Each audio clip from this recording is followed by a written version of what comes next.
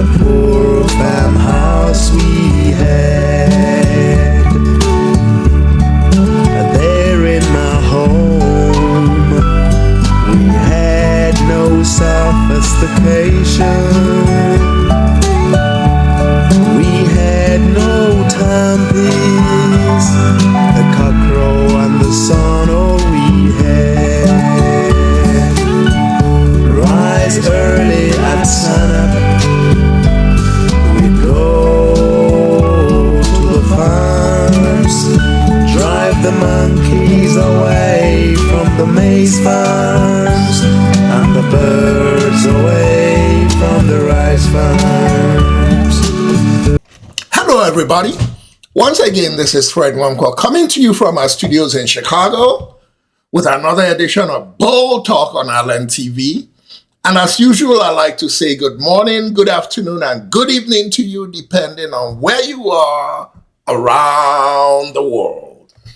This episode is going to be very short on me talking, but very long on a full detailed interview with Herbert Wigwe's older sister in an interview she gave relating to the sad story of the lawsuit between her family, but specifically her father, against allegedly his granddaughter, Herbert Wigwe's oldest surviving child.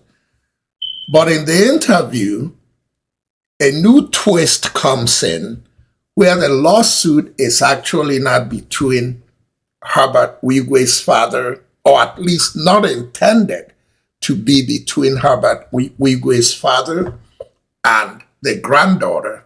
However, between the grandfather and Herbert Wigwe's partner, AIG-Imoukhuede, and indirectly against Access Bank too, which is the bank Wigwe and Imoukhuede established or took over together. Now, everything here is alleged, so I'm not taking sides. I'm just bringing a very intriguing but sad story to my viewers as a service that I think I owe my viewers who are interested in these kind of business gone wrong stories. If you recall, last year's Super Bowl, not the just past Super Bowl, Herbert Wigwe and his wife and son and the pilots were flying from somewhere in California to Las Vegas for the Super Bowl. The weather was bad and the plane, helicopter or something, crashed. Everybody in the plane died.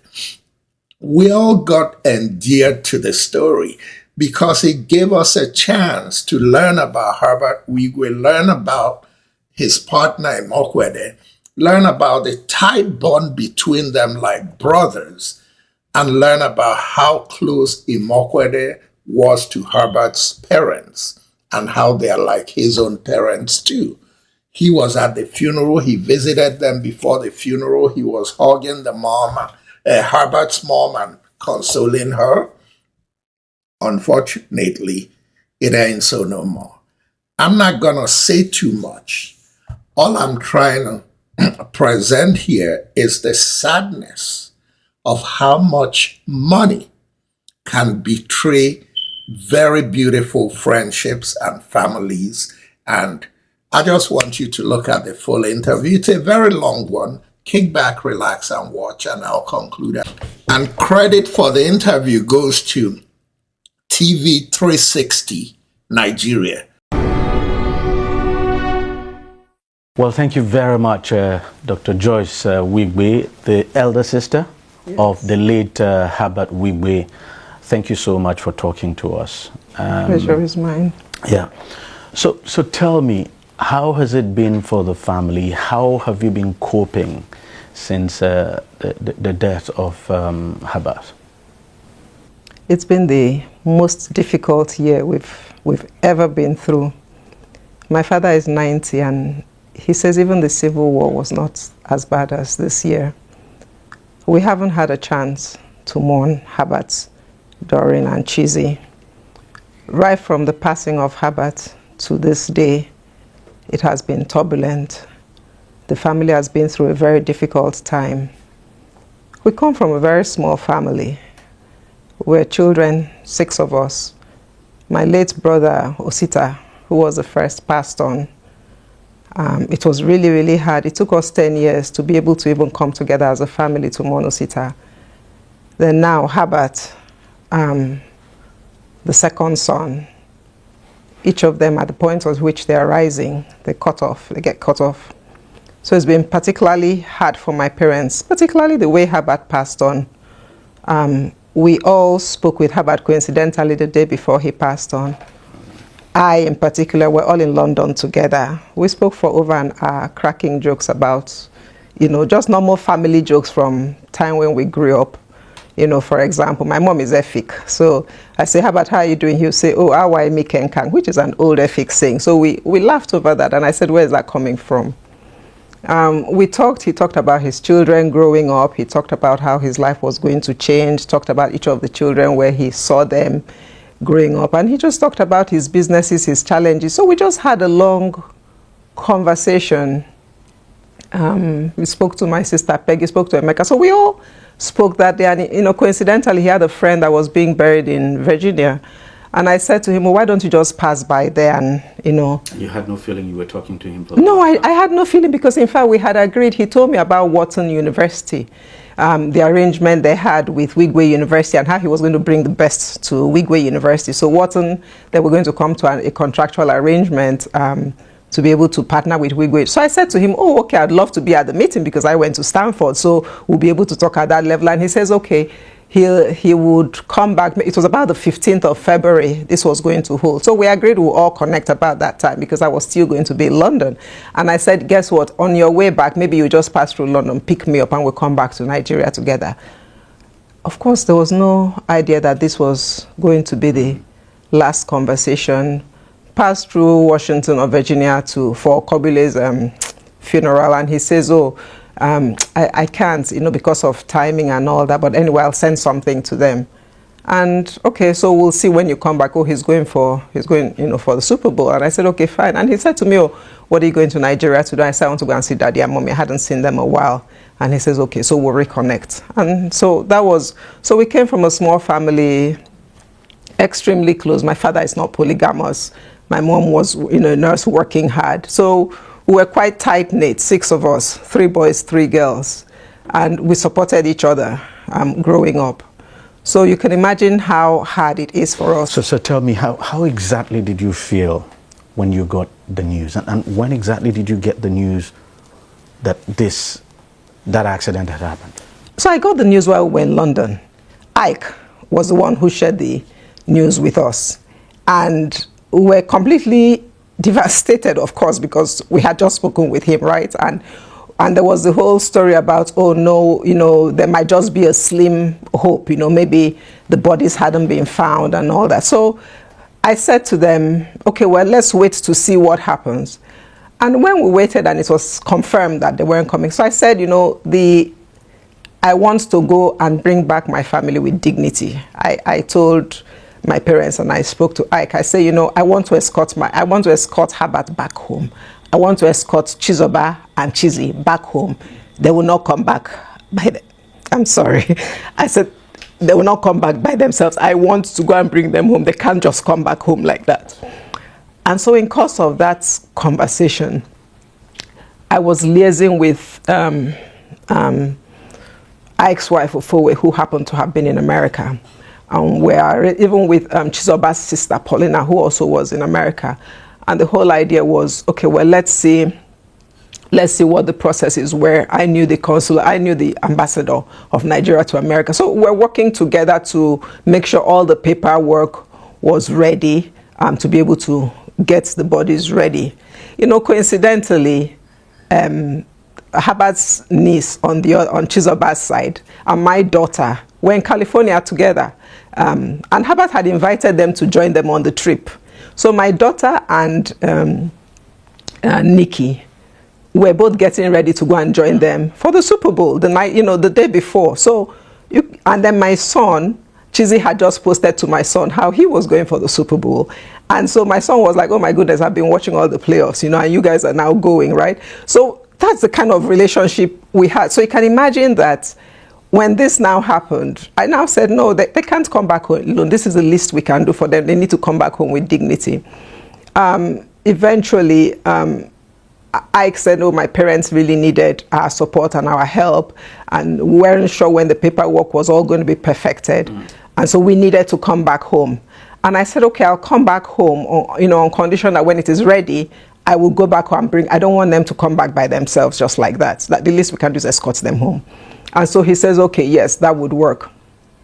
And so my sister and I, of course, we changed our arrangements and came back together. And then what we did on our way back, because Ike and his team were holding the fort at the time, so we said, oh, where are you? When we got into Ikoyi, he said he was in his office in Gerard Road.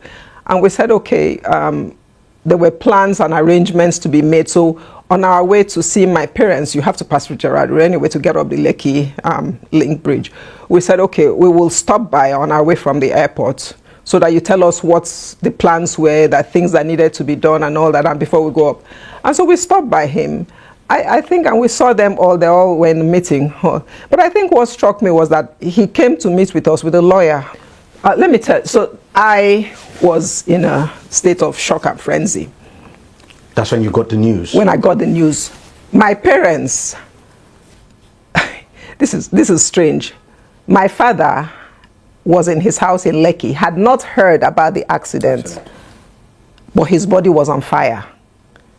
He was so hot, steaming. That's what he told you? Yes, he was sweating. My mother, everyone there said it. He was sweating. His outfit was soaked. He was so hot. He took off his shirt. He just was screaming how hot he was. My mother said, well, we don't understand. Should we take you to the hospital or should we take you to church? Because there was no way of telling, is this supposed to be a sudden illness or is this supposed to be a sudden spiritual attack? What my parents didn't know at the time, my father didn't realize, is that their son was burning. So you can only imagine the connection Herbert and his father had, that at the time he was burning, my father was burning at the same time in Nigeria without knowing what was going on. That just begins to give you an insight into the sort of family and closeness we have. My parents the night before, were quarreling. And they said, we don't even know what the quarrel is about. They were quarreling, my father was on fire. So there was sudden completely, there was a problem without anybody knowing. So my mom said they were trying to decide, should we just go to church or go to hospital? And they couldn't decide. This was until I understand that the news, Evelyn Oputu came and broke that. That is when they realized why my father was boiling in his house in Nigeria. And I'm just saying this to you just to let you know the sort of deep relationship Herbert had with his parents and with his siblings. We came from a very, very close home. We don't, of course, like everybody, you disagree with each other. We can't say, oh, we're always nice and perfect. No, we disagree because we're different human beings. Okay. Now, after all of this, I mean, Herbert has been buried, and you look at the dramatic turn that things have now taken, that you're now in court, and there's this impression of a big fight now within the family over Herbert's estate. Tell me how you feel about it. So maybe I don't know where to start. I don't know whether I should start from the fact that from when Herbert passed on, or whether I should start from the recent So when lawsuits. exactly did this disagreement, if you like, actually begin? From where we sit, we didn't realize there was a disagreement. And why we didn't realize there was agreement, the disagreement was because Herbert's friends plus Aigboje told my father that, oh no, you've lost Herbert, but we're all here as your children. So we let our guards down. And Herbert, if your son brings a friend, you accept the friend. We had no reason to critically scrutinize anybody, right? Herbert had brought a friend home, and so we accepted. You know, just like whether the wives they marry or the friends they have, our parents accept them in and accept their families as well. My parents were particularly close to Ike's family as well, particularly his late mom. May her soul rest in peace. We didn't realize there was a problem. I mean, but what you could tell from beginning was there was obvious from the funeral that Ike and his wife kept flanking the kids and would not let us close to the kids. We noticed this consecutively. At some point, even Chizoba's siblings thought we were the ones orchestrating it. And so when we tried to even change the seating arrangement, we came back and we found out that Access Bank staff had gone back to putting it the way their boss had asked them to do. Even then, we still did not think there was a problem. I mean, we just thought, okay, well, fine. If you want to sit close to the children, I mean, this is neither here nor there. As this was going on, they would come and hold meetings. Ike would want to hold meetings with my father, with his lawyer in camera, and say, oh no, this is confidential, let's all leave. Again, we respected. Oh, really? Oh, yes. We respected it because they would come to the house and take daddy into the room. And they wouldn't allow any family member. And they wouldn't allow any family member, just my dad, you know, into the room. And my dad would say, okay, that's fine. I mean, he can handle it. Then they said to my dad, oh, this is confidential. You must not tell anybody. My father believed them and would not tell us, the children. You know, at some point we thought, why are you having meetings? I mean, I'm a lawyer. Why can't I be in the meetings? So Emeka is there. Why can't we be in the meetings? He said, no, they said it's confidential. Let's have the meetings. Emeka is the younger brother. Emeka is Herbert, yes, younger brother of Herbert. And so we let them have these meetings. In course of this, they said to my dad that he needed to sign some documents. What were the documents? Oh, they said they had met Tochi and discussed with Tochi, Herbert's daughter, my niece, to say, who would you like to work with you on Herbert's estate? And my niece said to them, oh, she wants to work with her grandfather. That's my dad. Because they were very close. For every vacation they went with my parents. So there is a extremely close relationship. So Tochi said she wants to work with her grandfather on this thing. And so I believe they signed a document. My father signed, she signed. But the lawyer didn't leave the document behind. And each time we asked him for a copy of the document, the lawyer is Paulo Soro, he wouldn't leave any. He would say, so your dad was not given a copy of the document? My father was not given a copy of the document. And each time we asked, he said, oh, I'm bringing it. Oh, I'm traveling. Oh, you said, can you just send it by phone? He refused. But this was, it was explained to him, letter of administration. Because you wanted to know what the document was. Because we wanted to know. I'm a lawyer. I want to know exactly what it is that you've made my father sign. Other than the explanation, that's a letter of administration, which his granddaughter wanted to work with him on her father's estate. And during this period, were you able to reach the granddaughter? Oh yes, because we've always had a close relationship with the children.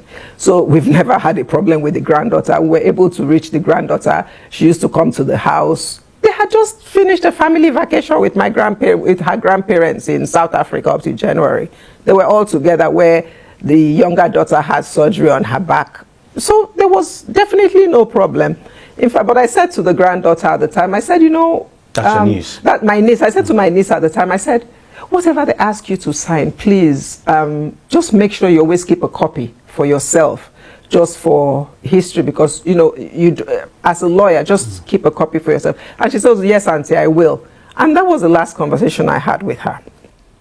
And so but somehow what we didn't realize is that they had been tinkering with what they said was Herbert's will.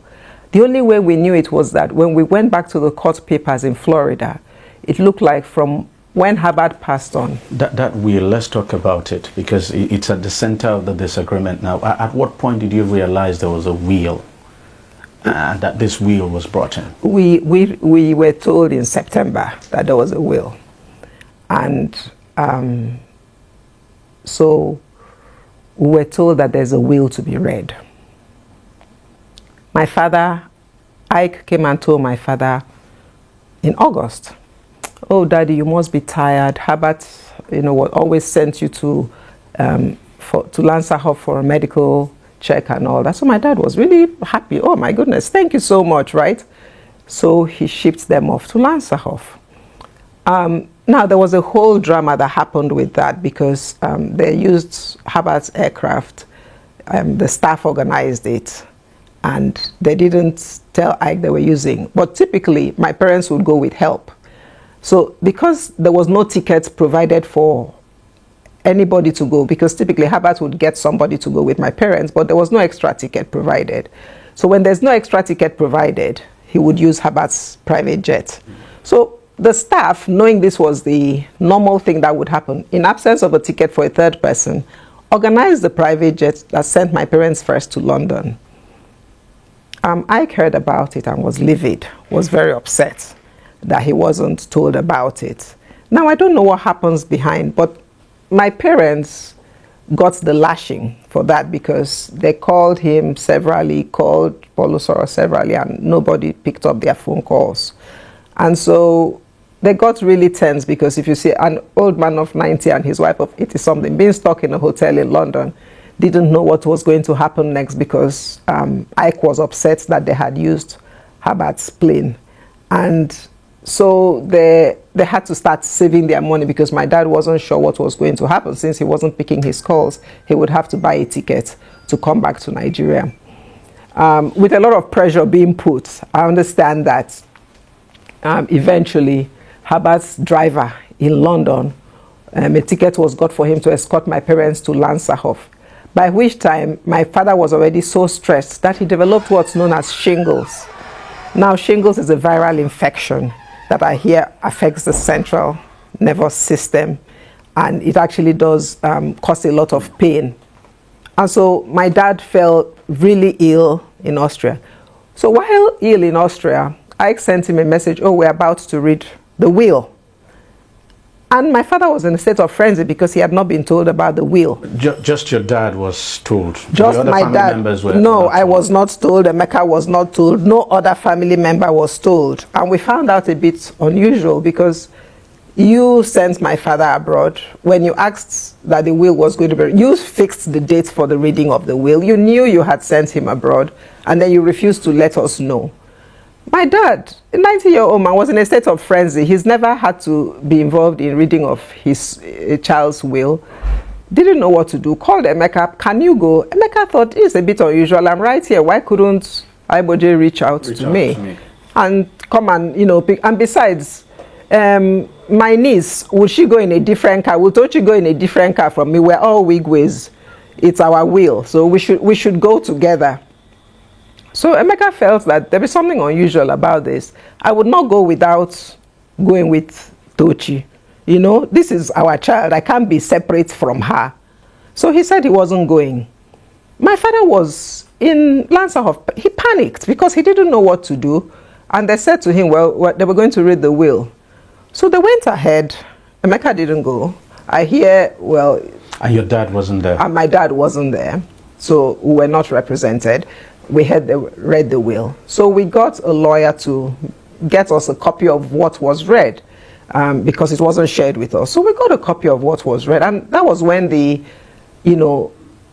red flags came up. And the first thing was, it was a 3-page document that they presented.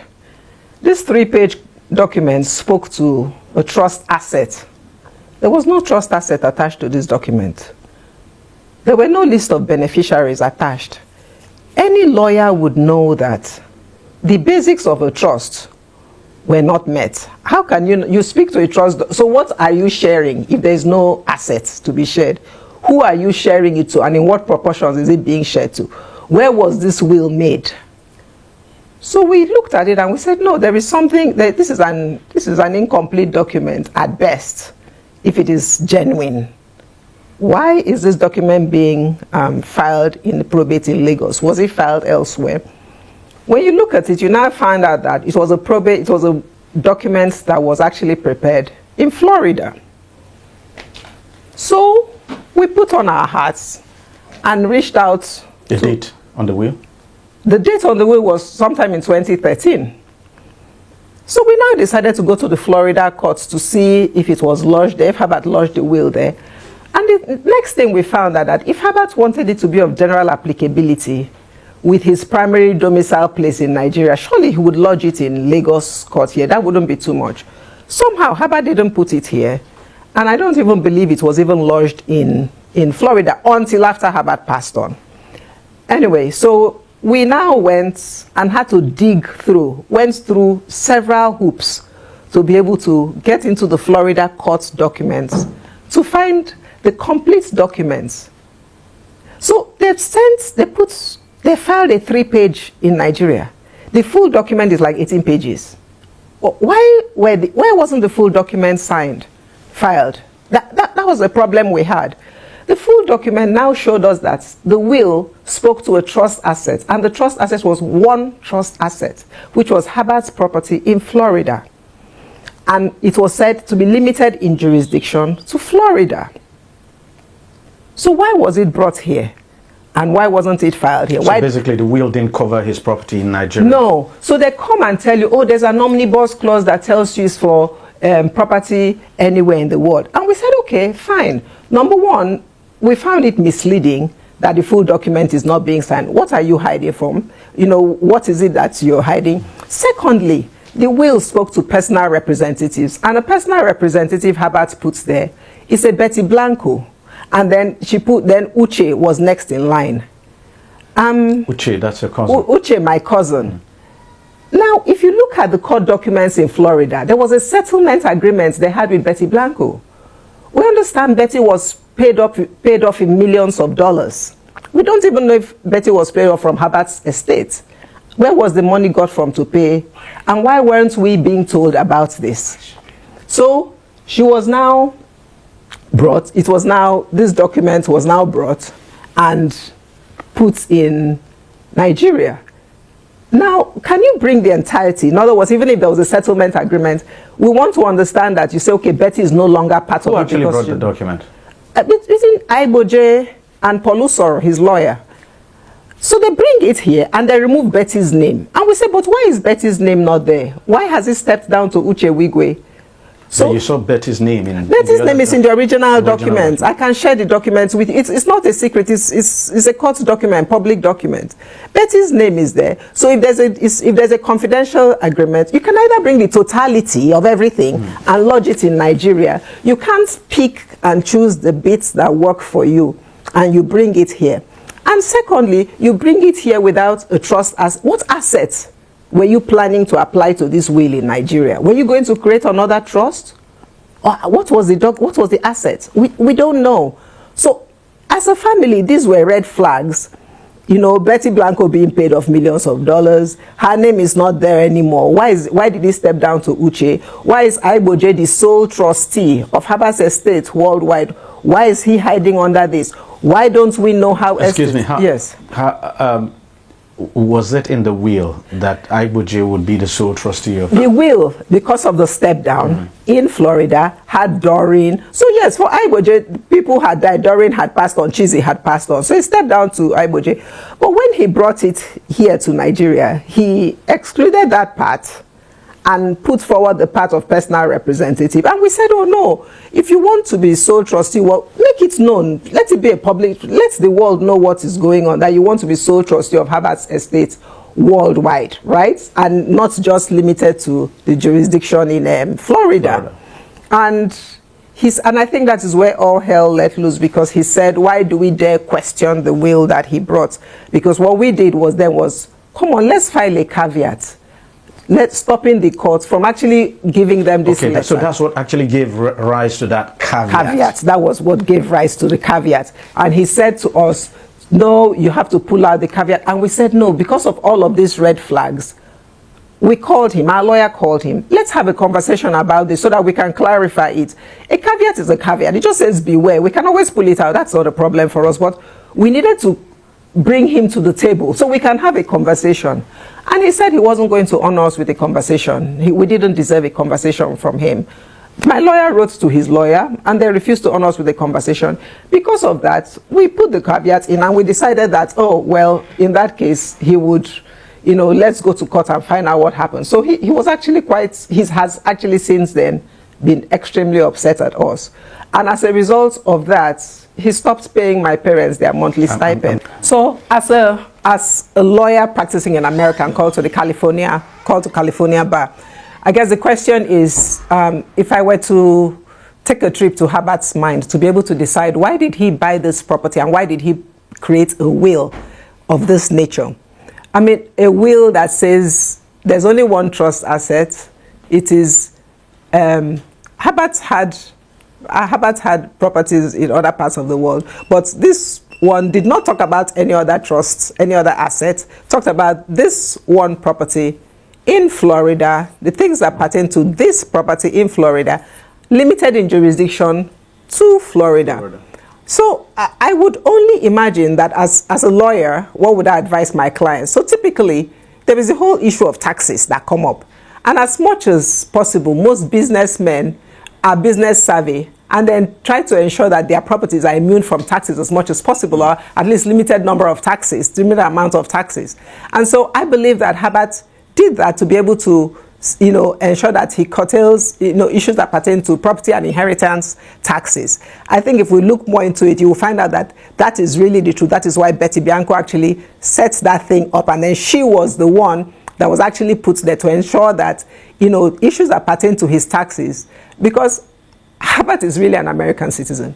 So you see, if for any reason those property, that will is brought with the trust asset here to Nigeria, it would incur huge amount of taxes because the American government follows its property. So they knew that if they bring that whole document here, Herbert's children are going to have to sue because when they come of age, because of the huge amount of taxes that it will attract. So I can only imagine that this legal team, Paul Lusora and his team, are, if they are not quite clear on what they're doing, they might end up putting themselves in trouble. Because when these children come of age and they are hit with a huge amount of tax because of all of these maneuverings of Herbert's quote and unquote will of a trust asset that was limited in jurisdiction, is going to cause a lot of problems for them.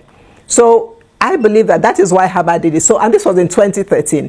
Having spoken to Herbert several times after, Herbert has trusts he has set up in all over the world, and Aigboje's name is nowhere to be found in any of this. Neither is Tengen found in any of this. He has it in New York, like I said. He has it, in Nigeria. He even has in Nigeria, by the way, and he has in London. He has in Cyprus. So as he became smarter, he did other things. So so wanting to bring this document, which is not domiciled or which was not filed with the court in Nigeria, is filed that they want to bring it with general applicability here and all over the world, it is going to only put them in trouble when these children become of age. Let's go to the caveat now. I mean, you said something that, when you filed the caveat, so Herbert after then stopped. Ike after then stopped providing allowances for your dad. My parents. So just go on along that line. So we noticed suddenly that the monthly stipend. So Ike had graciously been providing stipend the way Herbert was providing stipend for my parents. But after the caveat, we noticed he stopped. When he was asked why he stopped by mediators, and he said because he believed that my father was using the money he was providing for him to pay lawyers to sue him, and so he would not give him any money because he believed the money was coming from it's from his pocket, Aigboje. And we said, oh, thank you so much for being so gracious, but we believe that Herbert's estate has enough money to look after his parents. So please, can we get an interim?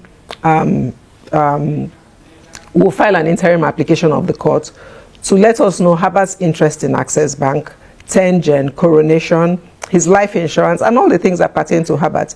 And then the court can actually, from them, actually make an interim order so that the parents can be looked after, pending when the suit is finally determined. So the story that your dad was fighting the granddaughter over Herbert's assets, that's... My father will never fight a child of his. In fact, he told Aigboje and Usoro repeatedly, he's never been to court all his life.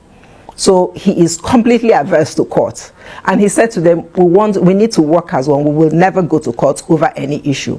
So I believed that they now rode on the back of that. And we had begun to hear snippets of the fact that they're going to pitch him, to really give him the punch, pitch him against his granddaughter. And we didn't believe it to come to pass until what had happened.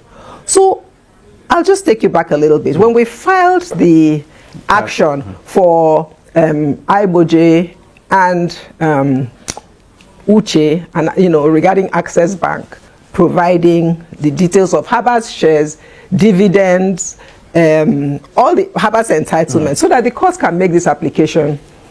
We understand Aigboje said it was, more or less over his dead body that we could get this information. So of course they said, no, you're not going to get any information about this Herbert's interest anywhere. And so this... And for you, just wanted to know, your dad just wanted to know... My dad just wanted a sense of transparency and accountability, because suddenly he has grandchildren who don't have parents anymore. They needed to be looked after. Like Herbert kept telling us, and told me in particular, Okachi is 2 years old.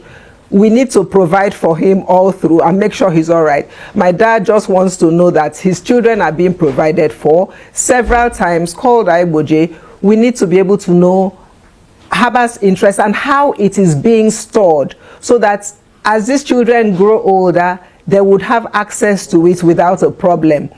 My dad is 90 years old. He would not always be with these children, but let's come up with a structure to make sure that these things are properly invested so that these children will get the benefits when they come of age. When my dad asked these questions, it became a problem because they refused. They said they were not going to tell my dad anything. All he should be interested in is his monthly stipend, and they can't give it to him because he's asking too many questions. Could that be because they felt they were dealing with Herbert's daughter? Well, because initially they cut my dad off because they said my dad was asking too many questions, and their excuse was that my dad was being manipulated by me and my brother. I said, but my dad doesn't suffer from dementia. My dad was director of NTA. My dad was in the military. My dad is corpus mentis and he has MBA. He's an engineer, fellow of the Nigerian Society of Engineers. He has an MBA. So he's quite capable of understanding issues. So there is no way that he shouldn't ask basic questions, but they considered it to be an affront to them that the grandfather should ask them to be transparent about Herbert's estate. And so they pushed him aside and said, no, even the documents you signed, we're not going to use it. We will deal with Tochi and Tochi alone. She's 25 and more than able to handle these things. So at the time, they now raised questions about, they said they wouldn't answer us, right, regarding the transparency of Herbert's interest. At the same time, they went and got Tochi with the help of Paul Usoro, took Tochi to magistrate's court to get a document that says that she was a guardian to the children, which was never an issue, because if you have a look at our pleadings, what we asked for was that grandpa wants to work with his granddaughter to nurture and bring up the younger ones. So it was never against Tochi. It was a question of, we want to work with Tochi. In fact, our further relief said, Grandpa, Tochi, the children, we all need therapy to go through this very difficult time. So it was, if anyone who takes time to read the pleadings will see that we're actually asking to work together with Tochi. Now their lawyer, Paul Usoro happens to be the chairman of Access Bank. he happens to be Ike's lawyer, he happens to be Tochi's lawyer, and he happens to be the lawyer to the 3 children. We have a problem with that because he can't be lawyer to every single person there. There is a conflict of interest. These children are minors and they need to have their separate representation if you needed. Polusoro decided that, oh no, made an application to court to have Tochi joined in the suit. He applied to court because why would we sue Tochi? She doesn't have the documents for Access Bank. She doesn't have the documents for 10Gen. It's Aigboje and Polusoro and Uche that have these documents. So that is why Aigboje and Polusoro and Uche were the defendants. And their lawyer, so Polusoro, regionally, he went and filed to the court. Polusoro filed the court, got the leave of the court. Then he joined Tochi and then pushed it out there. Oh, grandfather is suing granddaughter. So my father can never, will never, none of us will never sue our child. We can't sue our child. We love our children. We love on our children. Anybody who knows us knows we love, we dot on our children. And our children are extremely close to one another. So it could never have happened. It was mischief by Polusoro, requesting that because we had heard that they had touted before that, oh, they want to see how he's going to be pitted against his granddaughter and see how he feels about it in the courthouse. So they sneakily brought that in and then pushed it forward as the narrative in the courthouse. You know, he's actually quite devastated by that, and to think that he trusted them implicitly before, and this is what they chose to do, has been actually quite heart-wrenching for him because he can't believe it. The case not quite long ago, I mean, a judge in Lagos State ruled against your dad over his pleadings in court now, asking that, you know, an interim administrator be set up, and then making several other requests. So, yes, so this was it. This was the interim application we put forward. And just asking that my parents need to be maintained in their life, and we needed to have transparency on what belongs to Herbert and set up a formal structure on how this can run in a sustainable manner so that the younger children can benefit. You know, my brother, you and I, by the grace of God, are still alive. We can still work for our children. But these children don't have their parents to work for them anymore. If their parents have worked so hard for them, wouldn't it be in everybody's interest that these things are properly invested and everybody knows about it? So that when they grow up, regardless of, Herbert was taken away, you know, suddenly. Anybody can go away suddenly. But at least if there are structures in place where these children can know and be able to get the benefits, then that is all we ask for. We just ask for transparency and accountability. We just want to know. But the impression is that, look, Tochi should be able to handle all of this, and that it shouldn't concern you. But you, I don't know if you have a child 25-year-old. I think anybody that has a child 25-year-old who came from, you know, she was quite comfortable background, and, you know, Tochi had barely worked a month or so in her life. I mean, these are complex corporate matters, right? Which even you and I, if we were involved, we would need layers of lawyers and accounting and financing to be able to advise us. So tell me what a 25-year-old girl, whose parents were suddenly taken away and left at the mercy with no help from grandparents or uncles or aunties. She's left in the middle there, and she said, oh, you are going to make the decision. She had barely worked a month or two before her parents passed. Where is she going to get the business acumen, the knowledge from, without the help from family members to be able to go through it? Besides, she's gone through an extremely difficult time losing her closest sibling and her parents. How can she then be of such sharp business acumen, such sharp mind, that she's going to make such complex business decisions? Tochi is a child of this home. She has a family. She has every sibling of Herbert is a professional.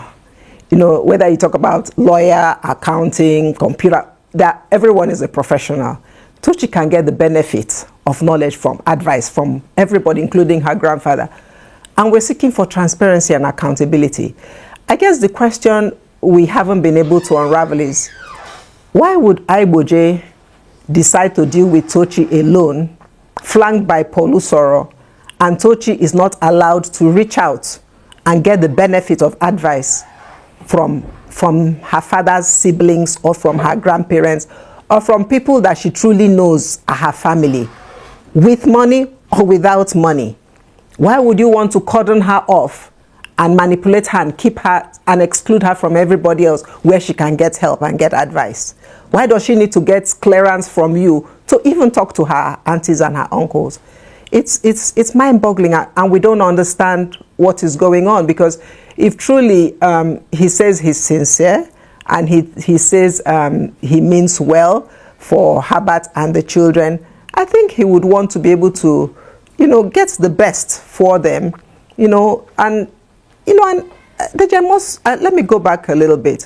When we filed our action in court asking for application, we actually asked for the court that we want to have it in camera. In camera meaning that we want a private hearing. Because these are young children who have just recently had this devastating news. It's a bit too much for them to be involved in social media and all the stories it comes. They have access to phones. So can we have this court hearing in private? There is also Herbert's parents, 90 years old, who are also frail and fragile. So it would be in the best interest of the family to have a private hearing so that someone who truly considers himself Herbert's friend and Herbert's brother should want to promote this. When we filed this in court asking for a private meeting in hearing in camera, they turned it down and they refused. That no, they wanted it to be in public. And the question is, why would you want it to be in public? I guess what comes to my mind is it was done to smear my father, Tochi's grandfather, because he had always said he hated anything that had to do with court, and he hated to be in front of any papers for anything that pertained to his son's estate. If it was in camera, then his name won't be out there. But to be able to smear him and make him feel embarrassed because he dared to question them about the will they brought forward. So they decided, no, it's going to be in the front pages so that you truly get smeared and it doesn't matter what happens. The impression being created out there is that in that will actually willed every of Herbert's property, everything, to the daughter, and that the family is trying to take that away. So let me give you two things. Number one, like I said, this document that is referred to as a will was a 3-page document. The document that they put in the court here did not even talk about, they did not even mention the beneficiaries. And Herbert has 4 kids. So it doesn't even mention the beneficiaries. That's number one. And it doesn't even mention even one trust asset. I don't know if you're a lawyer, but a will without a trust asset, where are you going to get the assets to put in this will? Where are you going to create them from, except if you plan on creating a new trust to attach to this will, which would be criminal, of course. And I hope that is not what they were planning to do. So it wasn't just Tochi. Tochi has siblings. Because Herbert has trusts for his children. He has trust in New York, he has trust in London, he has trust in Cyprus, he had trust for his children, and each of them was given an equal share of interest in it. So Tochi is not the only beneficiary. I understand that Ike had actually reached out to the trust in London, and he was told that he could not be given any information except of course he's the guardian to the children.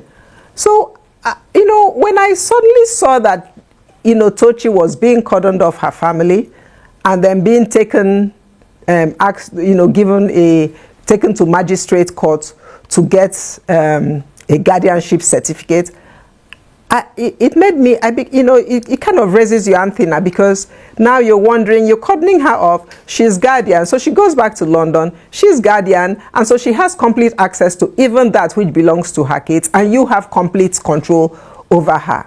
Now, the question we even raised was, why would Tochi need a guardian certificate? A child who had already said to her grandfather, I want to work with you, Grandpa, on her daddy's estate. But guess what? When they took her to guardianship, when they took her to the magistrate court, I understand the law that was used is the kind of law you use for children on the streets, vagabond children that have no families. it is an insult to us that you should cost our child, pollute or cost our child to go through a magistrate court with using a law that was for children that had no home, no background, children on the streets that had no families.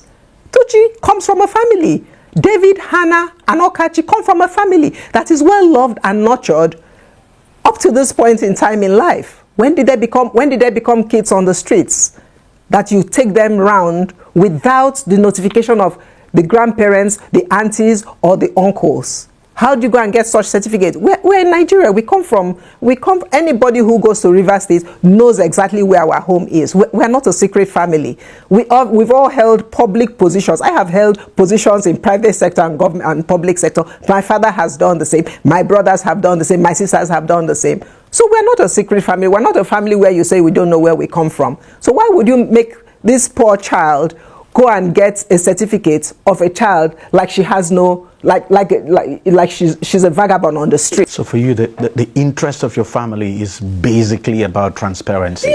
And you want to know what the interest of Herbert is in Access Bank and yes, can you just come up plain with it? Because Herbert told me on at least 2-3 occasions when he was flying to New York, he said, Chilo, Okachi is only 2 years old. Each time he reminded me that this is the age of my last child. So I need to ensure that this child is properly taken care of in my absence. And these are the things I want for Hannah and David and all that. So he kept telling me what he wanted. So the least we can do as a family is to be able to ensure that these children have exactly what their father had desired for them. And one of it is, the first thing is, be transparent. This is what Herbert has. If he's your partner, and in a partnership, one person dies, does the other partner take up everything? No, the partner cannot. The partnership, it is either it is dissolved and it is transparently dissolved, so we know what belongs to the other partner, or there's a replacement, depending on. So you can't just inherit everything to the exclusion of anything that has to do with the rest of the family. So that is where we have a problem. All we want is, we want to know what belongs to Herbert.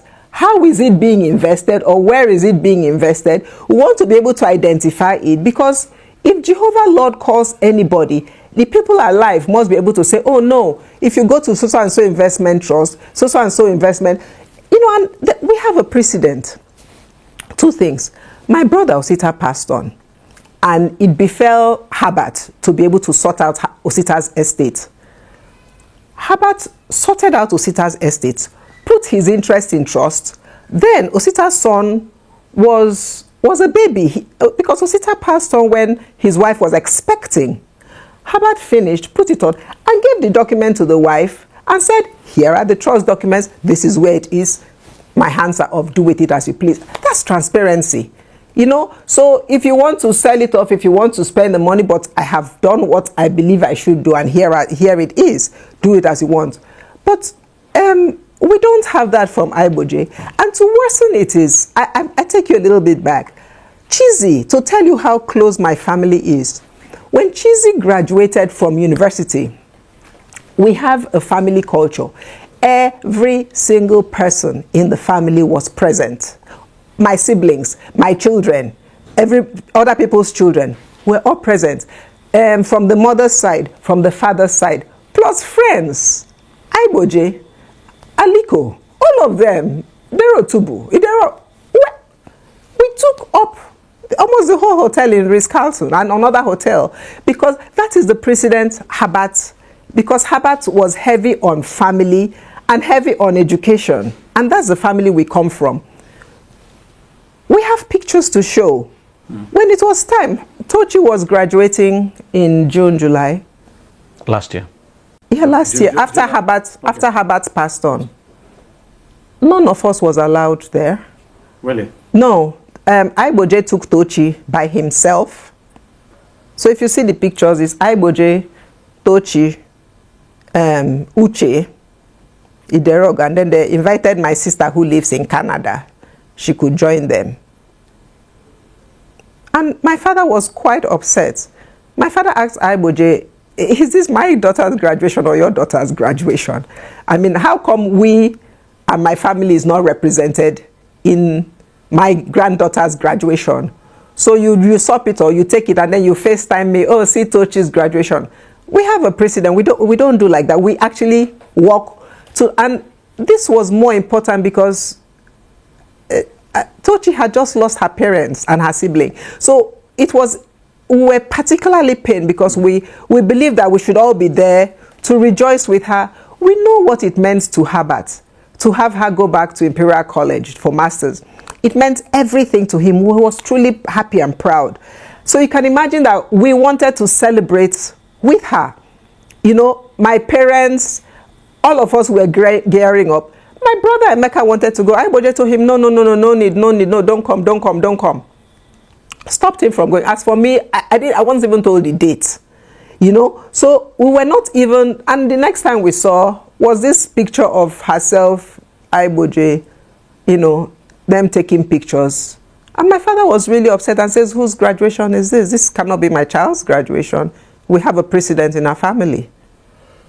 Tell me, the incident that happened in Port Harcourt, what exactly happened? It's interesting you should ask. That's the one that happened at your village, Isiokpo? Yes. So leading up to the 9th of February, we decided we're going to have a memorial for Herbert Wigwe and Doreen. We decided it was going to be in Isiokpo.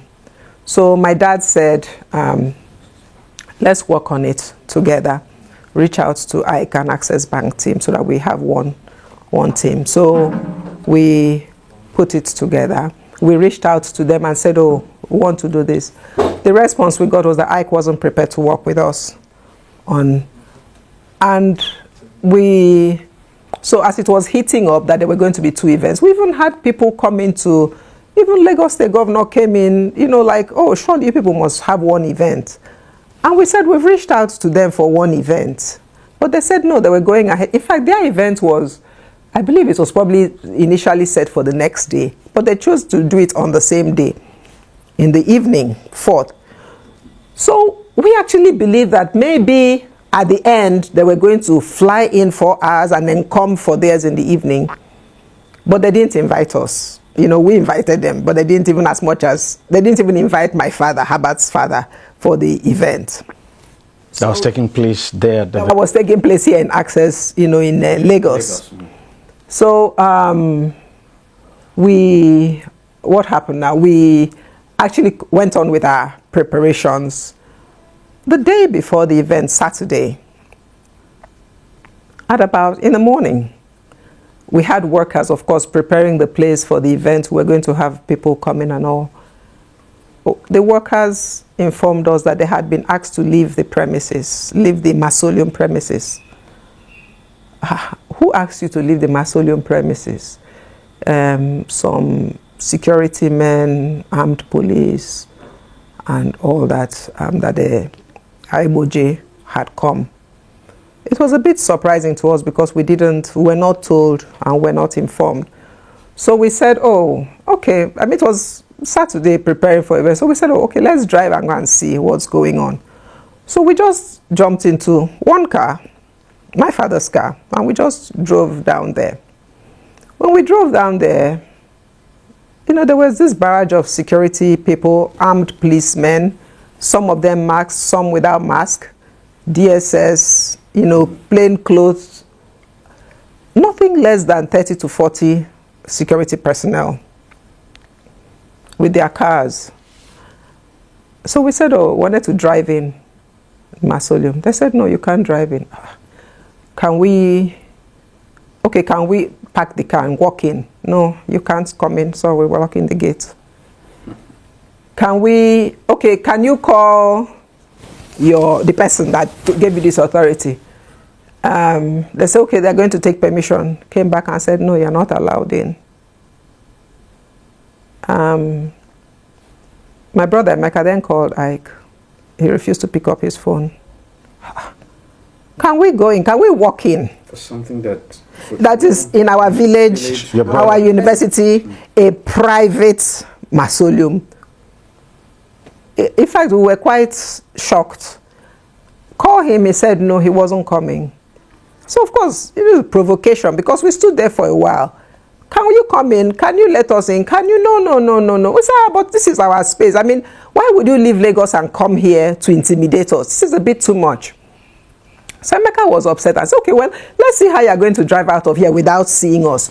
Because you don't even want to come and say hello to us. Let's see how you're going to drive up here without seeing us. Apparently, when they were ready to leave, the gates beside, I don't know what happened to the keys. They broke the gates padlock.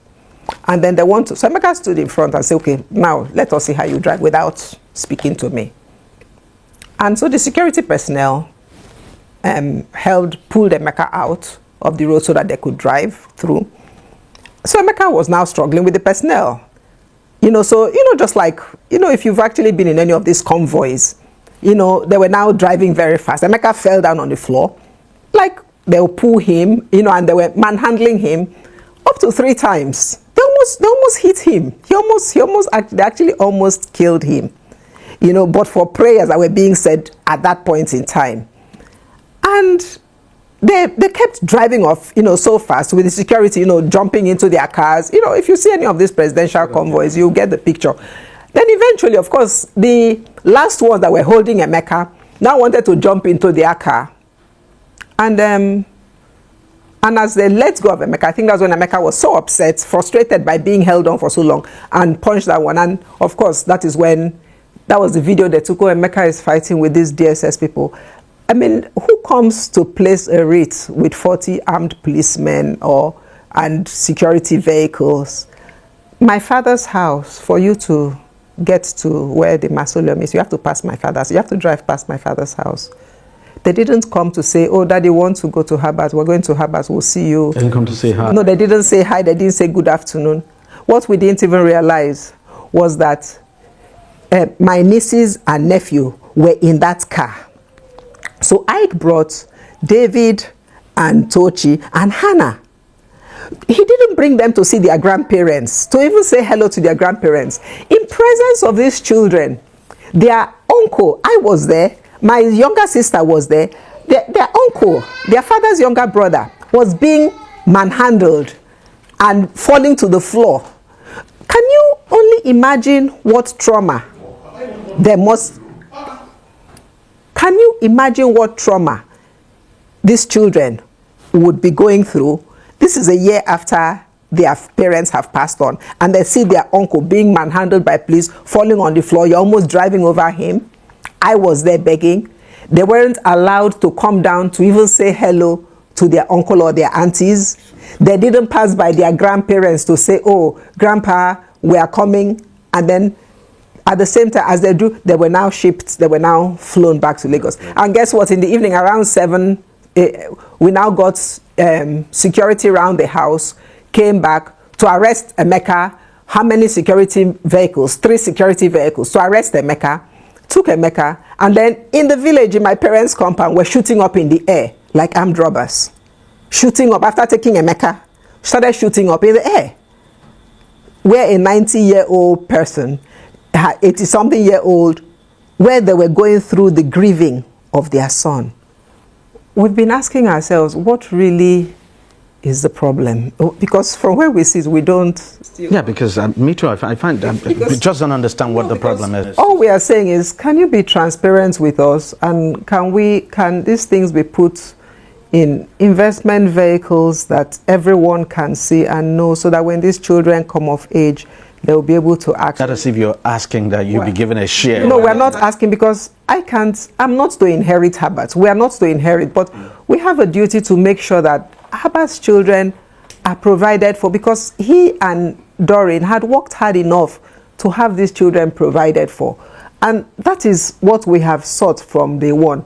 So with all of this that has happened, people have come and they're asking questions. What really is this about? Is it about Herbert's assets, or is it about Herbert's children?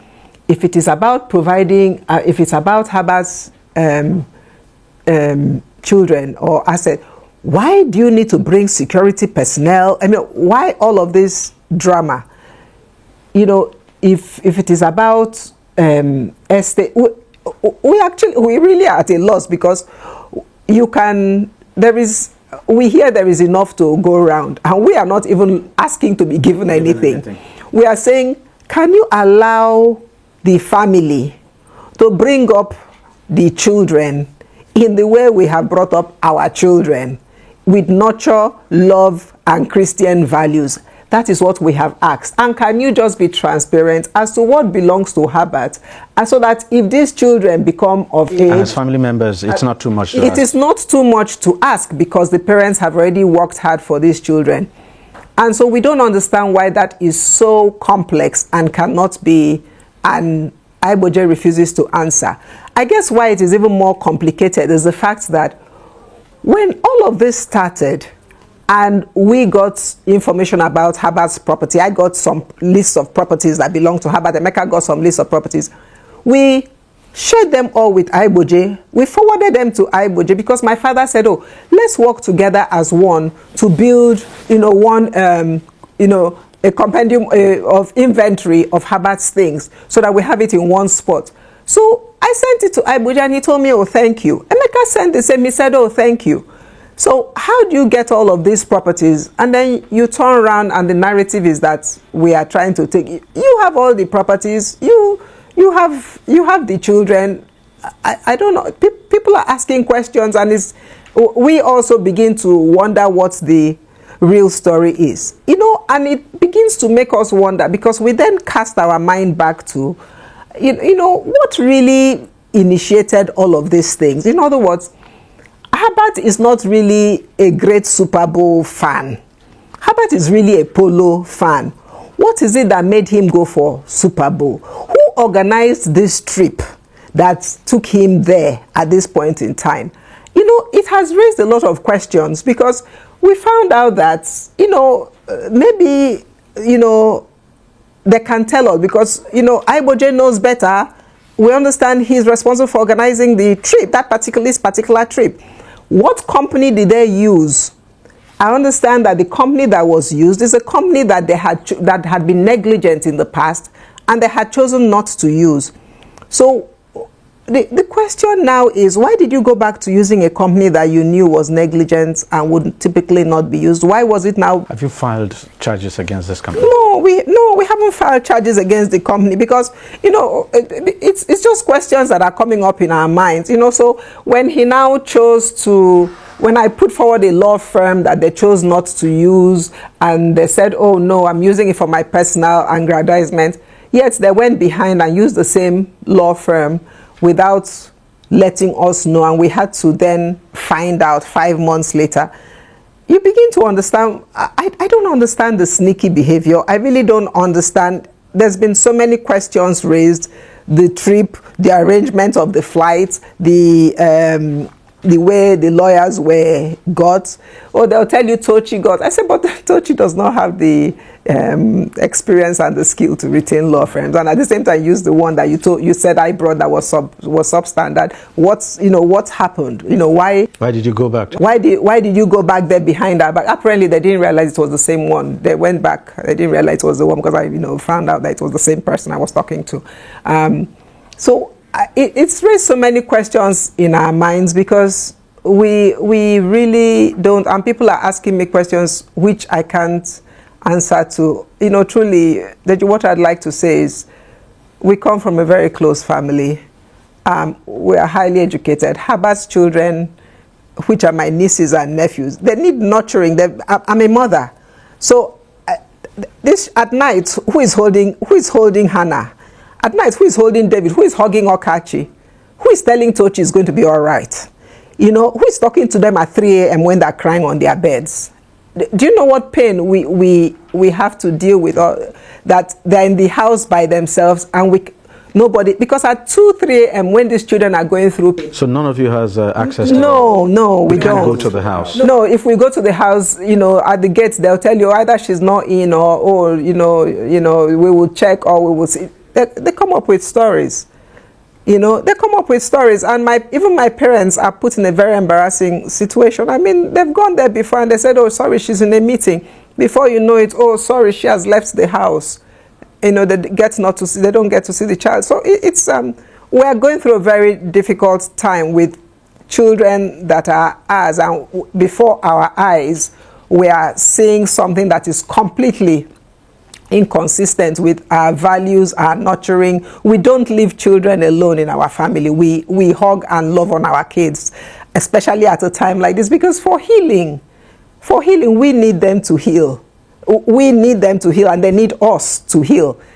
The grandparents need to see their grandchildren around to heal.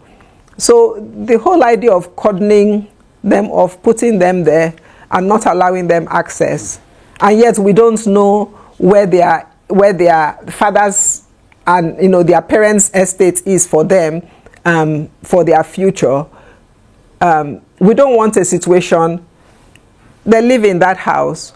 What if somebody comes up tomorrow and says, "Oh, okay, you've run up the bill for the house. Now the money is finished. We can't."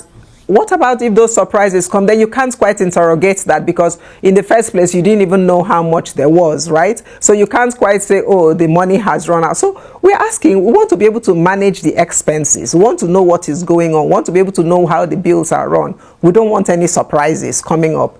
So you're refusing to tell us, leaves us at your mercy. And there's such a high risk, because if anything, if you choose to use up the money in things that shouldn't be used up with, these children are going to be left without any form of inheritance at the end of the day. How are they going to cope? They're going to have to come back to us. So at this point in time, we want to be there for our children. We want to be there when they're crying at 2 a.m., 3 a.m. We want to be able to dry their eyes and tell them it's okay. That is really what we want. I want to make sure that they become as rounded and mentally stable as much as possible. They see all that's going on the internet. Tell me what that does to them. So, them pushing out the narrative, or Aigboje pushing out the narrative of all of this, is it supposed to help the children? Are you really helping the children? Who are you trying to smear? Are you helping Herbert's children, your friend and your brother? Is that really the best thing to do? His parents he loved most, are you helping them with the sort of narrative you're pushing out in the media, and they all have access to cell phones and they have access to friends? Whose interest is being served in all this? If you say his father wants some interest, are you better placed to hold Herbert's interest, Herbert's monies for Wigwe family than the Wigwes? Why is it you? Why are you the only one that you believe is the only one that should hold Herbert's money and not account to anybody? These children are Wigwes. Whether there is money, there is no money. At the end of the day, whether they are good, they are bad, they are children. So why are you better placed to hold their father's estate than them, or than the family they come from? Well, that's a good way to end it, and that's a good question to ask. And the reason I brought this to you is throwing the question to you with an open mind. Who do you think is in a better position to control the estate of Herbert Wigwe? Who do you think is in a better position to take care of Herbert Wigwe's children? Is it Herbert Wigwe's family, which from all indications seems to be a very close-knit family that was very close to Herbert and his wife in life? Or is it Herbert's close friend and partner who seems to be trying to protect the interest of the children? We have to keep following what goes on in the court. In the meantime, ladies and gentlemen, once again, this is Fred Nwankwo coming to you from our studios in Chicago with another edition of Bold Talk on Allen TV. And until next time, good night and God bless.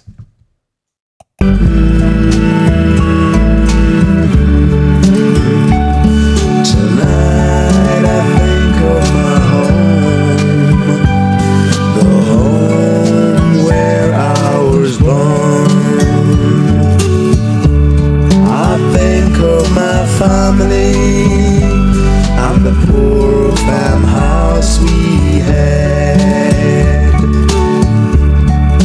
There